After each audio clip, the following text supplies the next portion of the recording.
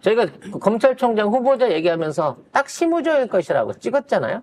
역시나 심우정으로 지정이 되었습니다. 난 딴 사람 찍었는데 내가 틀렸네요. 그래요?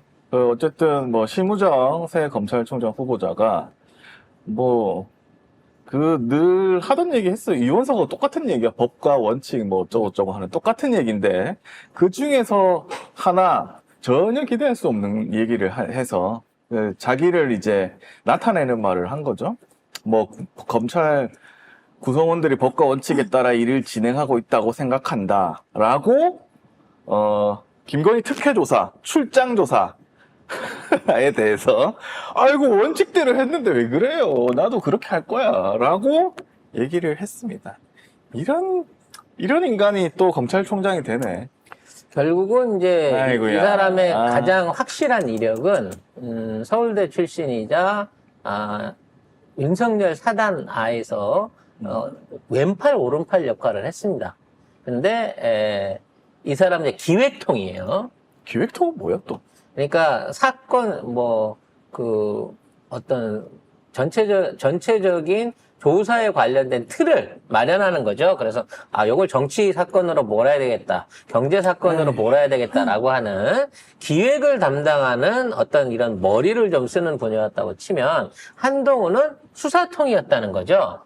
어떻게든 사람을 만나갖고 아이스크림을 먹이든 협박을 하든 가짜 또는 특정 증언을 조작해갖고라도 자신이 원하는 결과와 기소를 만들어내게 하는 어떤 그 성격이 굉장히 뚜렷하게 다른 사람인 거예요. 그래서 2017년에 윤석열이 밑에서 일을 하다가 2020년에 추미애 장관이 법무부 장관이 됐을 때 그 밑에 법무부의 기조실장 역할을 하고 있다는 거죠. 그러니까 윤석열이 밑에 3년 있다가 추미애 장관의 오른팔 역할을 한다. 기조실장이면 사실상 그 안에서 이제 각종 법무부 업무 관련한 전체를 총괄하는 기획팀장 비슷한 거를 했었단 말이죠. 근데 그 당시에 윤석열 징계 관련된 얘기가 나오니까 사인을 거부하는, 대놓고 항명을 했던 이런 이력이 있었다는 거죠. 그렇죠. 아무튼 이와 관련된 건 청문회를 거쳐야 되기 때문에 청문회에서 여러 가지 얘기들이 있을 겁니다만, 저는 어쩔 수 없이 지금 후보자가 넷다 전부 다 따까리 출신이잖아요. 그러면 저는 심우정이 되는 거는 굉장히 바람직한 현상이다라고 생각을 합니다. 뭐가 바람직하죠? 뭐가 바람직하냐면 친윤이잖아, 친윤. 친윤이기 때문에 한동훈이랑 사이가 안 좋다는 거죠.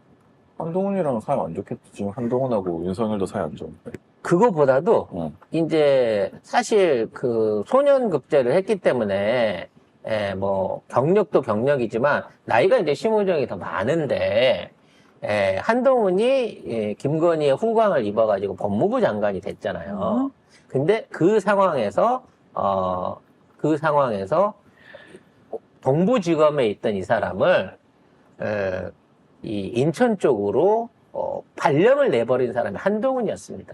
그러니까 한동훈이 법무부 장관이 되고 나서 사실은 중앙지검이나 이런 쪽으로 영전될 줄 알았는데 오히려 서울 밖으로 내쫓겼다는 거지. 인천으로. 네. 그랬을 때 아마도 심우정이 크는 것 또는 심우정의 영향력을 걱정을 해갖고 공신 하나를 목을 쳤다, 이런 식의 어떤 얘기들이 돌았다는 거죠. 따라서 심우정 입장에서 얼마나 억울하고 짜증나겠어.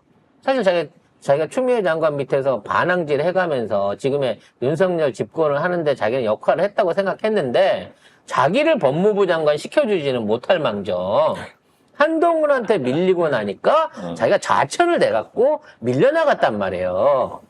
그런 의미에서 감정이 매우 안 좋겠지, 한동훈한테.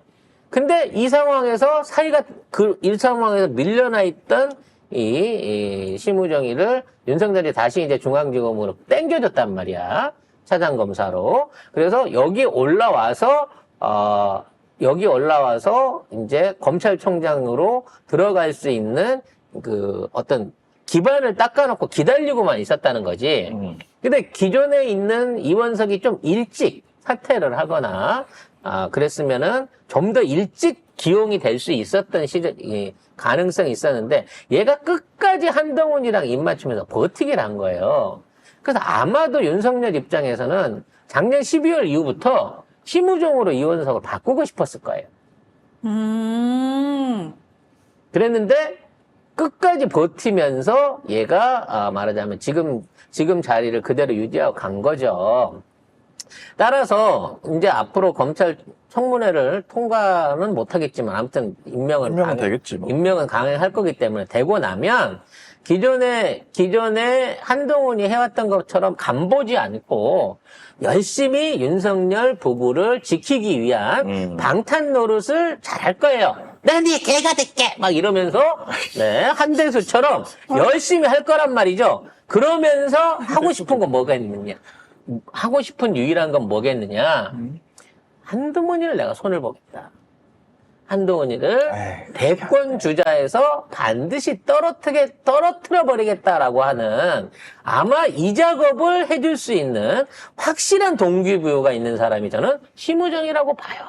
근데 이 사람이 심대평 씨의 아들이에요. 그렇죠. 심대평 씨는 이제 국민의힘 당원인데 예전부터 뭐 자유선진당부터 해가지고 뭐 그쪽으로 충청도 쪽에서 하다가 새누리당, 자유한국당, 미래통합당, 국민의힘 현재까지 국민의힘 계속 당원입니다. 예전에 무슨 충남도지사 뭐 이런 것도 했네요. 대전시장도 했고 의정부 시장도 했고요.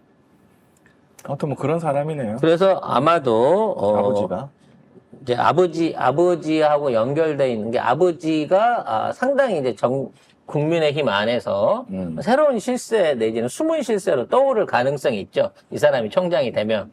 왜냐면 아들 손에 캐비넷이 들어오는 거 아니야. 아 그렇네. 그러게 되기 때문에 배후에서 막강한 역할을 할 수 있는 가능성이 있는 사람인 건데 아무튼 얘가 들어오게 되면 동훈이만큼은 가만 놔두지 않을 가능성이 높다고 본다는 거지. 그러면은 한동훈은 당하고 있을까?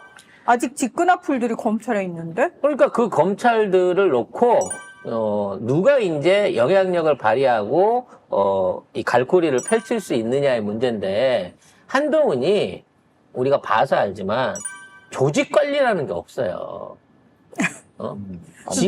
지가 쪼잔해갖고 독야 청창인 거고 애들한테 밥 한 번 사거나 술 한 번 사거나 조직 관리를 하거나 했던 게 전혀 없단 말이야. 독야청청이란 단어는 굉장히 훌륭한 분한테 좋은 쓰는 말이고. 단어잖아요. 아니 뭐 지 스스로는 독불 장군 뭐라고 해야 되나? 덕불도 아니야.